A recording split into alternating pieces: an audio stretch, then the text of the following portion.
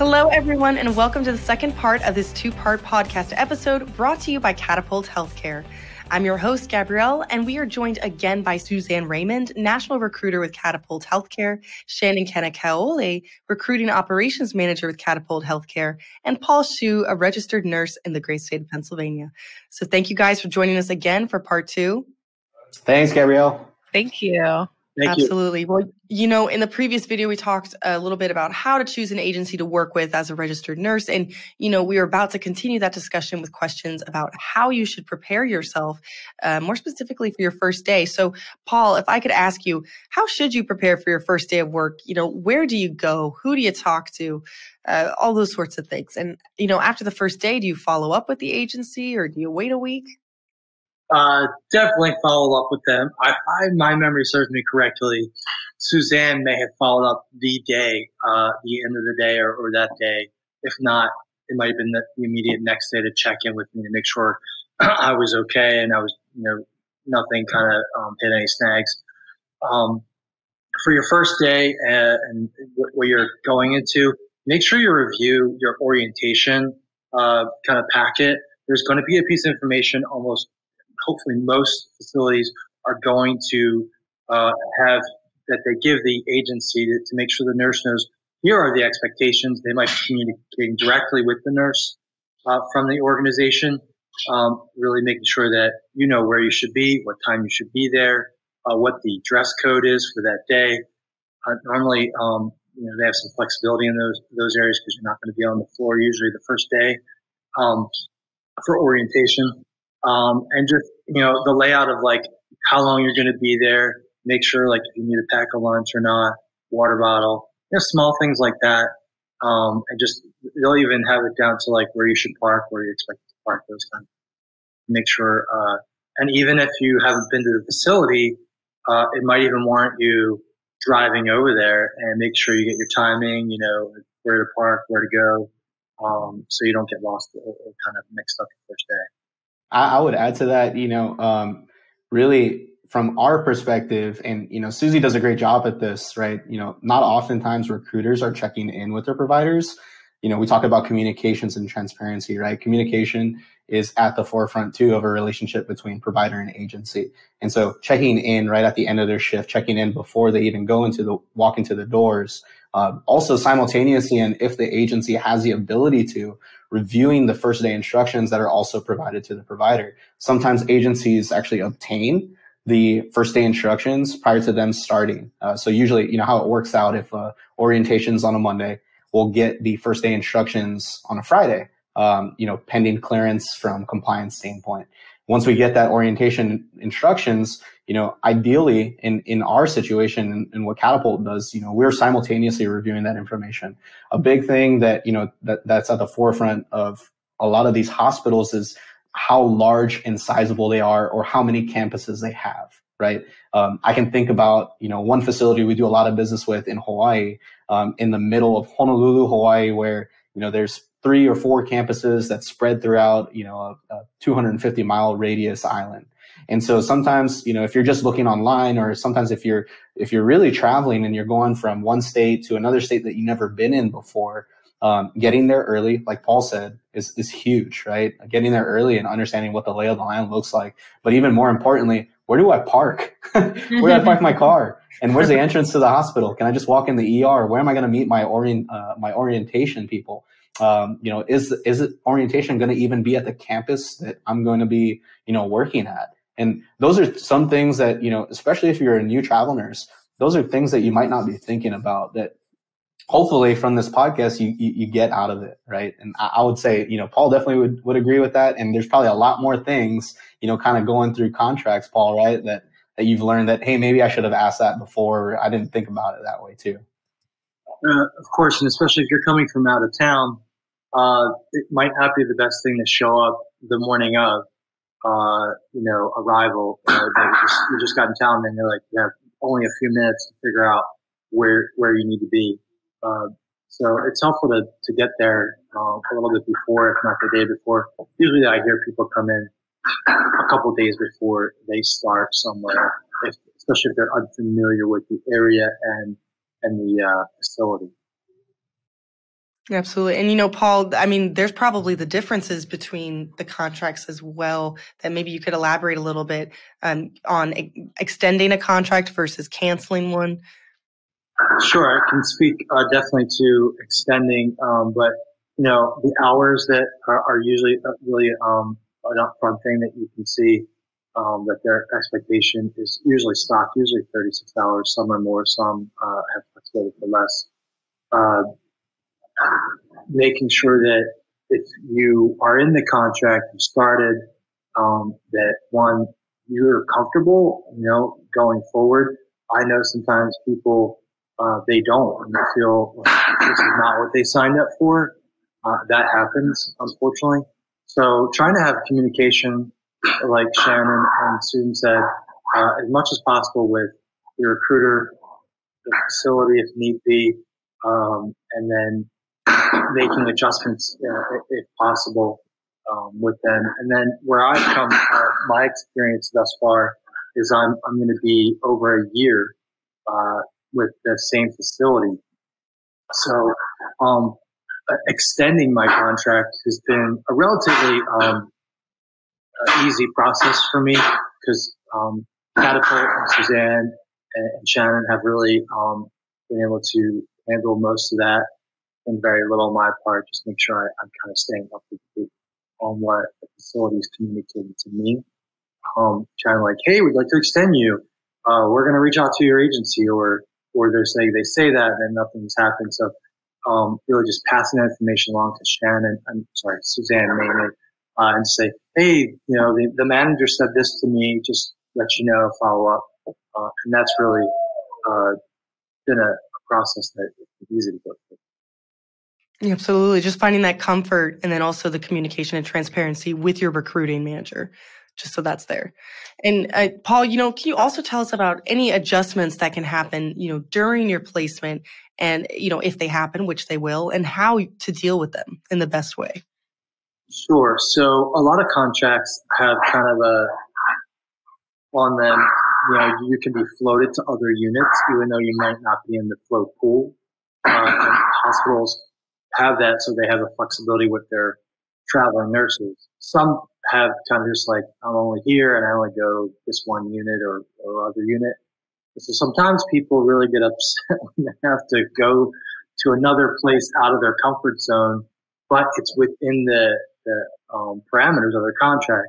And so they really have to kind of be willing and also understanding of that can happen. And when it does, take a deep breath, talk to somebody. It's going to be okay. There are others there. If there's usually other agency nurses around, you can talk to them, or even your recruiter, which is probably the first person you like to really. But if it's in the middle of the night, like me, I work overnight. You're not gonna wake up Susan at 2 a.m, or whatever it might be. But definitely reach back to the agency if you're having trouble or adjustments. And understand that coming into the contract side of the agency, nursing can be very fluid. And again, that word flexibility, things change. They can get intense quickly in nursing, as we know. And just gotta be willing to roll with it. Yeah, I think that's the best way to put it. Being able to roll with whatever comes at you. And it's easier said than done, but it's the best way to deal with it, right? Because there's just so many adjustments happening constantly during placement. Always a new place, always a new parking lot. And there's lots of things that are always fluctuating. And, do you have any advice, Shannon or Suzanne, on how to deal with adjustments that happen during placement? How would you like to see nurses deal with it? That's kind of a catch-22, right? Because that expectation needs to be set up for them first. I don't think that everybody has that expectation to be set up. And, it's my job to let someone know, like, hey, when you go to this hospital, it is in your contract that you may be floated to other units or similar units that you are able to work in.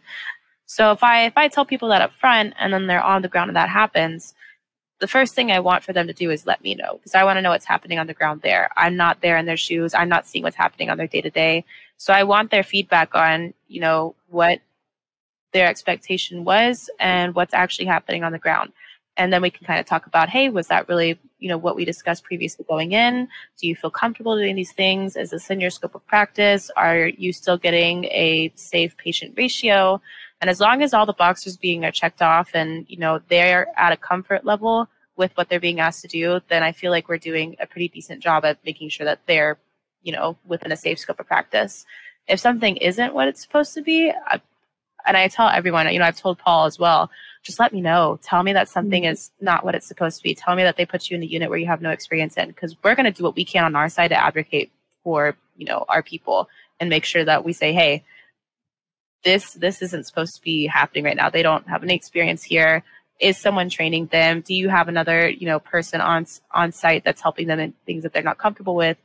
And then, whatever discussion follows that is what happens. But as long as we're communicating about what's happening and as long as our expectations are set beforehand, I feel like it's a easy thing to navigate. I think Paul and Susie both hit it on the nail on the head. But really for me, the key thing is not to wait.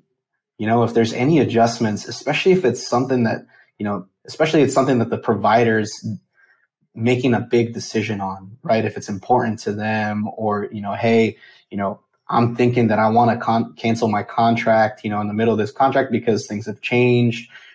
The important thing is to understand that this is truly a relationship, right, between us and our providers. And, at the end of the day, we always want to have our providers' backs, right? In any type of decision that they make, but we want to make decisions from a consultative approach as an agency. The only way we can do that, though, is if we get feedback from our providers, as timely as possible. To Paul's point, right, he's working a night shift. It might be 2 a.m. in the morning, but we know Paul will reach out to Susie at 2 a.m. in the morning or 3 a.m. in the morning, right, with a text or an email or something. And that way, Susie, first thing when she walks in the door, she already knows what she's stepping into. And then hopefully by that point, we can come up with a game plan, right, internally.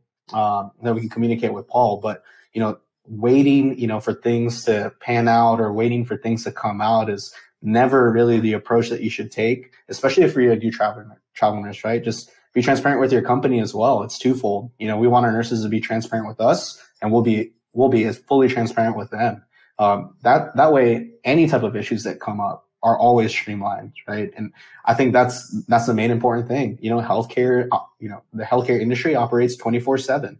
Patients, they aren't waiting on the agency. Patients aren't waiting on the nurses, right? Well, technically they are, but at the end of the day, timing is key, and if big adjustments or changes come up, similarly for agencies as well, we want to make sure that everybody's informed timely. Absolutely. Timing is key, exactly as you said. And, getting feedback from your providers is just an incredibly important component to all of this, just so you're not waiting to the last minute for these issues to be resolved. So, Paul, I want to ask you, what are some of the ways that you can rely on your recruiter? And, what, in your opinion, makes a good recruiter relationship? Sure. And we've touched on this, communication. And I've been able to have that with Suzanne. Having her accessible to answer questions, answer frustrations whenever things arose. If I ever had a challenge with family or in my case, as you can see, a little one here, life happens, right? You can't stop it. We have 3 children. Oh, buddy, he's a little sick today. And being able to just share that with people back on the ground at the agency is really paramount to know, like, hey, this is what's going on with my nurse and their life. So that's all helpful to kind of the picture of, like, this is our person on the ground at that facility. And so me being able to text or email or however call and talk to my recruiter and share my frustrations or what's going on. And or this is, hey, one time I had to leave work or I missed a shift because I had to take care of my family. And I just said, hey, this is what I'm going to say to the hospital. And Suzanne just reaffirmed, hey, that's what we want you to say. That's appropriate. So everybody's on the same page about what's going on at that time and place. Absolutely. So just keeping that open, transparency and communication, open communication pathways with your recruiter, and just being able to talk to them about anything. And that's just a very helpful process. Well, is there any last points or last things that you want to drive home to the audience today before we close out the conversation? Paul? It's been a really awesome journey thus far, and there's a lot of flexibility in contract nursing, agency nursing, and it's not necessarily for everyone, but everyone who wants to try it, there's opportunities out there.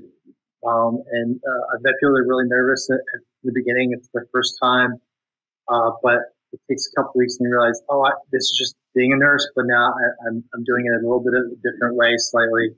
And you can have a really great time, a great experience, in a different place, different facility. And you're constantly learning, all the time. And so, you get to do it through this travel, agency experience. You're just going to take away so much kind of knowledge and experience, and it'll just kind of, not to play on words, but catapult you into your next opportunity. Whether it's you're going to continue that contract, go on to another one, like the possibilities are really unlimited in this space for nurses to grow, to gain financially, and have a wonderful kind of addition to their nursing career. Absolutely. And Shannon, do you have any last thoughts? I would say if you're on the fence about travel nursing, just give an agency a call. Matter of fact, give Catapult Healthcare a call, right? We'd want to be at least the first person that you're talking to help you make that decision, right? And we understand that, with nowadays, right, we're in a technology driven industry, right? Or all industries are driven by technology, and you never want to lose that human touch, right? And so look at travel nursing as a step into a career change, right? Look at travel nursing as taking that leap of faith, but just know with Catapult Healthcare, especially in kind of what we pride ourselves on, is that you won't have to make that decision alone, and you won't have to take that journey alone. We'll be there throughout the entire step of the process. Although we have a lot of things automated internally, you will never be alone. Our recruiters are always there. We like to advocate a 24/7 policy. But just at the end of the day, just talk to somebody, right? Talk to a fellow travel nurse, or talk to a staff nurse who may have done travel nurse in the past. You'd be surprised the amount of people have done it for a stint in time. And just give it a try. And call us up. We'll get everything taken care of. Absolutely. That's the best way to really know, is to just interview, right? Meet someone who's in the field, ask them your questions. And that's wonderful that Catapult could be an advocate in that way. And you said to give you a call. Is there some place that people can find Catapult's number to get in contact? Yeah, so you can find us online at www.catapulthealthcare.com. And all of our contact information is there as well, myself, Susie's. And we're actually going through a rebranding facelift, per se. That's going to happen in the next couple of weeks, so stay tuned. We'll have a new website. It'll be tied to the same alias, but everything will remain constant. It'll just be nice and brand new. Awesome. And Suzanne, do you have any last thoughts before we close out? Yeah, I mean, just piggybacking off of what Shannon said, if you're interested about travel nursing, even if you've done it before and maybe you're, working staff again and thinking about coming back into it, have some reservations. I have talked to so many people that, maybe we weren't the best agency fit, or maybe they found a better contract somewhere else. I would still love to hop on the phone and talk to anybody about it anytime. I love answering questions. I love,